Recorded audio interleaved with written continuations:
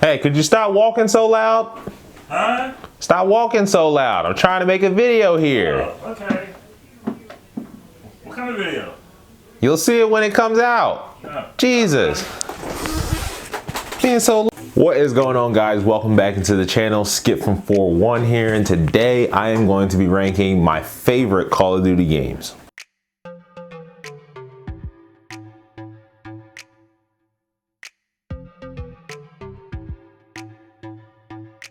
Now, I said favorite Call of Duty games, and that doesn't necessarily mean that it's the best Call of Duty games. These games are ranked by not only how good of a game they were, but also how much I actually enjoyed playing that game.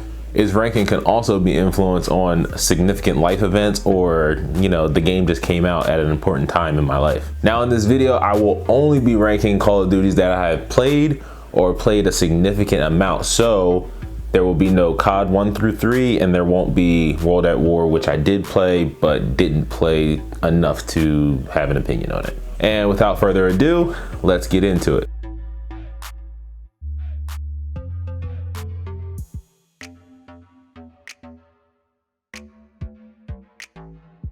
Now, starting off our list, at the last place, we have Call of Duty Advanced Warfare. I really don't like this game. In fact, I hate this game. Least favorite Call of Duty game. This game was actually the first game to be not futuristic, but it had the boost system, so you could wall run and boost all around the map. And it definitely suffered from being the first, as it was kind of clunky. The campaign was okay, but it wasn't the best story they've ever told. It did have a zombies mode, but it fell far from Treyarch zombies, and I just didn't enjoy it that much. And overall, I don't ever get an urge to ever want to play this game again, and that's why it falls at the last spot on this list. Now, next on this list, we have Call of Duty Ghosts. Now, I'm not going to be one of those people that's going to hate on Ghosts unnecessarily, because it wasn't necessarily a bad game. They just made some really weird decisions. One of the really weird decisions was taking out UAVs and replacing them with SATCOMs. Now, SATCOMs you could place down in one area of the map, and it would patrol a certain area of the map. Well, not patrol it, but it would give you a little UAV for one part of the map. And then if you stack the SATCOMs, then you would kind of get like a UAV, but like, just give us the UAV. There was no reason to take it out. UAV is a staple in Call of Duty, and don't change things just for the sake of being different. Also, the campaign was okay, but it just didn't live up to the previous Infinity War games, which were so good, as in Modern Warfare series. And it's not memorable. It's not really memorable. The only thing I remember about it is the dog. Next on our list, we have probably the most disappointing Call of Duty games in history. We have Call of Duty Black Ops 4. This game actually makes me angry how disappointing it was. When the beta came out for the game, it was so promising, and even the first 2 seasons of the game was so promising. But once Operation Grand Heist hit, the game was just downhill from there. Now, at first, the game was played with a bunch of stability issues, with crashes and blue screens, and just not being able to play the game overall. This game was actually kind of saved by its zombies mode, which is really one of the only reasons I kept playing. It had Blood of the Dead, which is in the top 5 favorite zombies maps for me, and a severely underrated map, Ancient Evil. As with many other Call of Duty games in recent years, it was plagued with paywalls and microtransactions that were more egregious than previous years. And honestly, if we really think about it, this game was pretty much a step back graphically from games previously, like Infinite Warfare and World at War. Those games look so good. And then this game looks really like not last gen, but not as good as the previous years. And the biggest detractor for me is this game didn't have a campaign. I really care about campaigns. I'm probably one of my only friends that really cares about the campaign. But when you don't have a campaign, that's a minus in my book. Next on this list, we have a game that just came out at the wrong time. This game, of course, is Call of Duty Infinite Warfare. I don't care what anybody says, this is a very fun game. At first, I was on that Infinite Warfare hype train. I hated it day one, I hated it months later, and I just stopped playing the game. I think I'm only like level 37 on the game, to be honest. But when I came back to the game years later, and I was even playing it a couple weeks ago, this game is not actually that bad. It's actually pretty fun. The movement system is smooth. Now, some of the maps do suck, but the movement is smooth. The guns are pretty good. Some of them, I don't like the microtransactions weren't as bad as they were in Black Ops 4, but I think the problem with this game is that it wasn't the game that people wanted at the time. If this game had come out when Advanced Warfare came out, I don't think it would have gotten as much hate as it got after it came out after Black Ops 3. Now, like I said, this game does have some bad maps, but it also does have some pretty good maps like Throwback, which does give me some Nuketown vibes. The zombies in this game was interesting. I wasn't a fan of the alien one, I forgot what it was called, but I did really like Raven the Redwoods, and I thought they had some interesting ideas for the zombies and didn't try to just copy off of what Treyarch was doing. This game also had a really good campaign with some real emotional heft. Rest in peace to Ethan, my guy. But that gets some points in my book. Now, the next game on this list is Call of Duty World War II. Call of Duty World War II was pretty much Call of Duty and Activision giving the fans kind of what they wanted. They wanted a boots on the ground Call of Duty game, and that's pretty much what they got. They went back to the World War II era, which many Call of Duties have trekked over before, and they did a pretty solid job. This game did have a really good campaign with characters that you really cared about and felt when things in the story happened to them. The multiplayer in this game was pretty good. It had some good maps, but it also had some really terrible maps. Gustav Cannon, I'm looking at you. That is one of the worst maps in Call of Duty in the last 10 years. It's bad. It's really bad. Where this game gets to this point in this ranking is that it has shipment 24/7. You can hop on this game at any point and just run up some shipment all day, all night, straight shipment.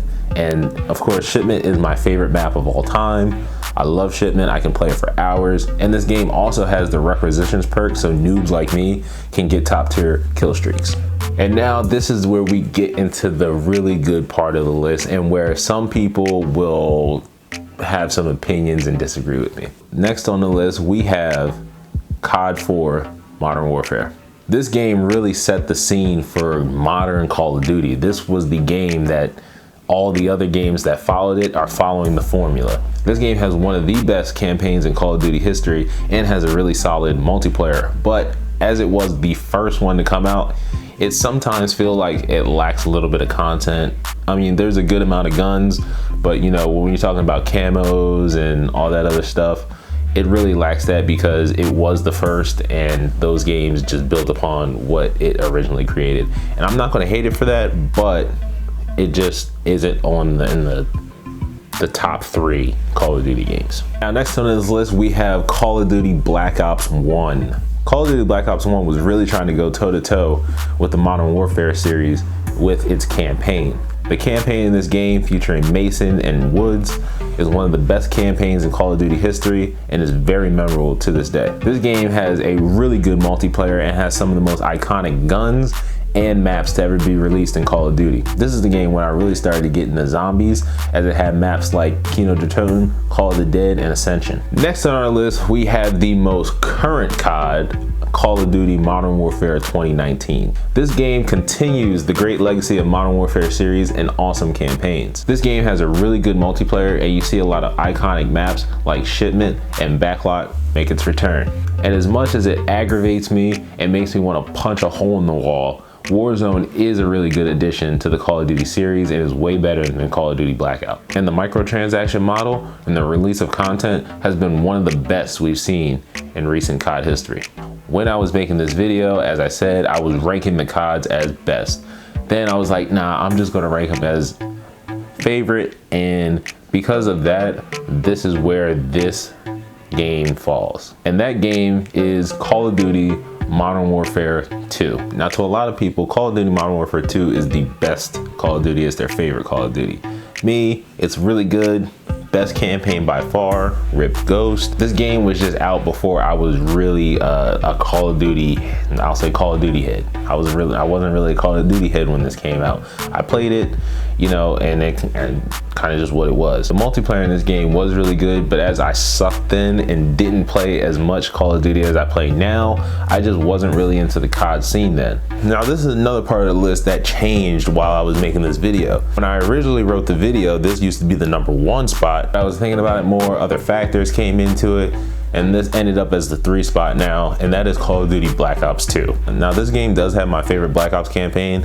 I think it gave a nice balance between modern and futuristic Call of Duties and had a really nice story to go along with it as it built upon the Frank Woods and Mason story. The multiplayer in this game was amazing. It was the first game to introduce the diamond camo, and it also had the pick 10 system.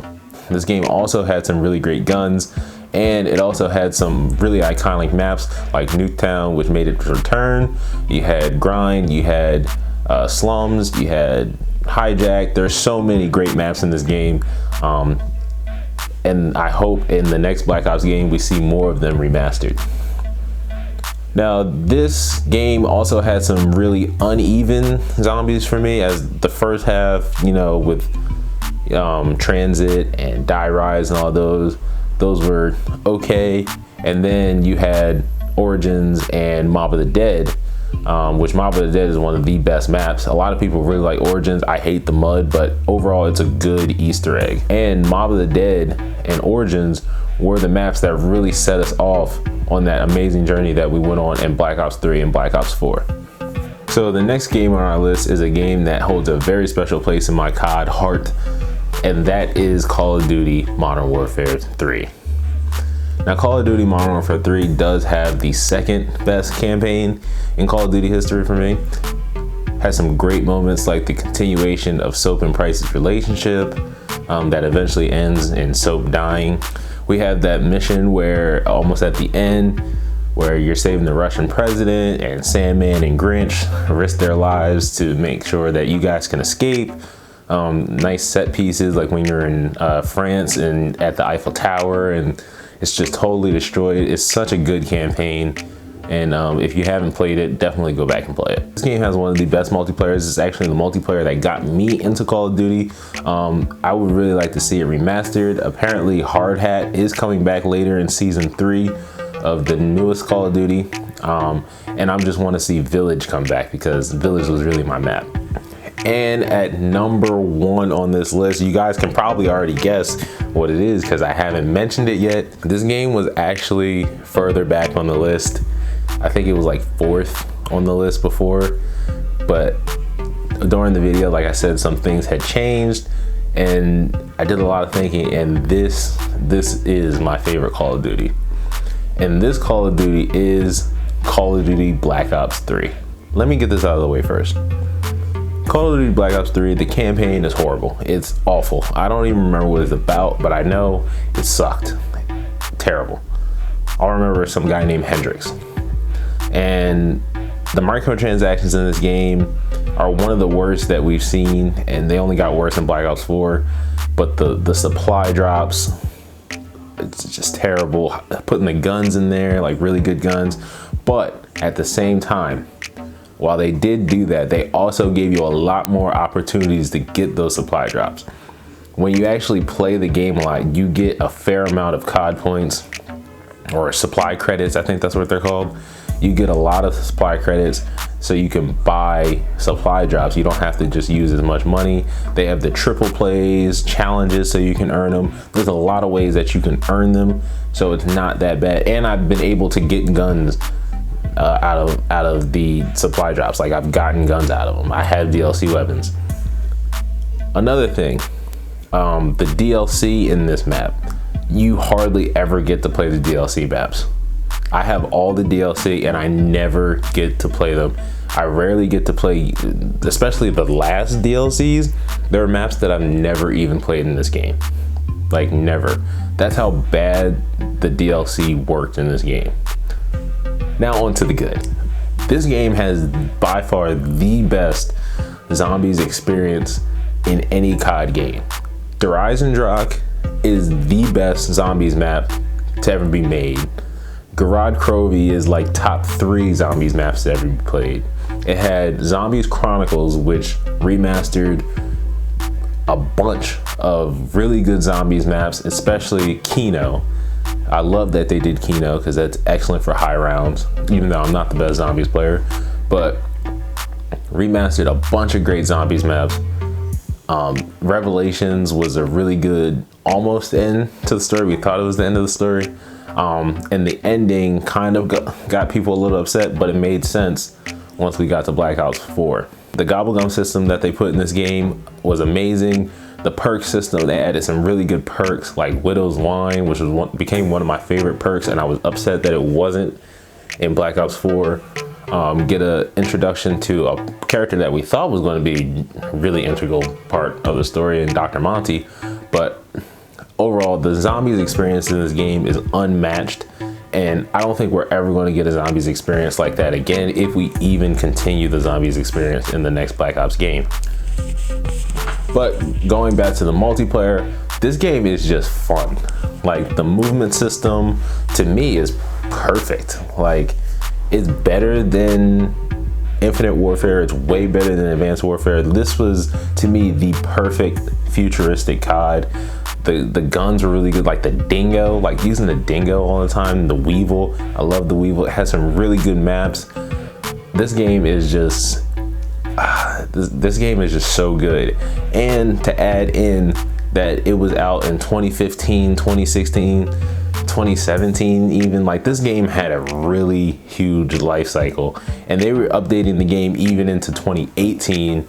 When Black Ops 4 came out, they added 3 new DLC maps right when that game came out, and this game came out at a time of probably the best years of my life. Those are my beginning of adult years, and I just want to go back and play this game any chance I get. I'm probably going to go play it after I'm done making this video. It's just such a great game, and that is why it is my favorite Call of Duty game, and will continue to be my favorite Call of Duty game until something else comes along and can knock it out. But I'd like to thank you guys for watching this video. Let me know what your favorite COD games are in the comments. Make sure you like and subscribe, share the video. Make sure you turn on those notifications, and I'll catch you guys next time. Peace.